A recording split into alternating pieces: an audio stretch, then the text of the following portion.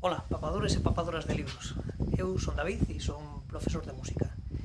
E a min esta cuarentena permitiume recuperar tempo para ler, que é algo que deixaba últimamente solo para períodos de vacacións. Unha das cousas que estou lendo estes días, ou que lín estes días, é El piano oriental, de Zenia Viraxet. Conta a historia de seu bisabuelo, un home que inventa un piano para tocar música oriental con cuartos de tono, con un instrumento que é occidental e que só permite tocar música occidental. Así pois, mostrase esa dualidade entre o Oriente e o Occidente e os atrancos que hai para unirnos e a ilusión que pon moita xente como este home para unir os dous mundos e se demostra que ao final pois, é algo casi imposible. Non? Esta mesma historia que contaba de seu abuelo, ou seu bisabuelo libanés, se ve reflexada un pouco en ela mesma.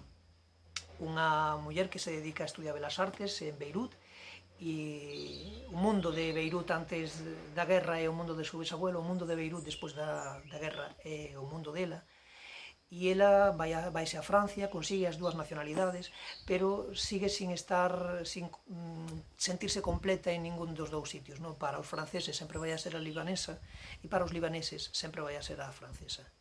Así pois, esta dualidade entre Oriente e Occidente móstrase en un tipo de imaxe moi clara, con líneas moi puras, no que usa moito motivos decorativos, o blanco e o negro, para mostrar esa dualidade entre os dous mundos, entre as dúas realidades. A imaxen, a claridade dos seus diálogos recorda moito as historias gráficas de Marjane Satrapi, por exemplo, de historias como Persépolis. Non?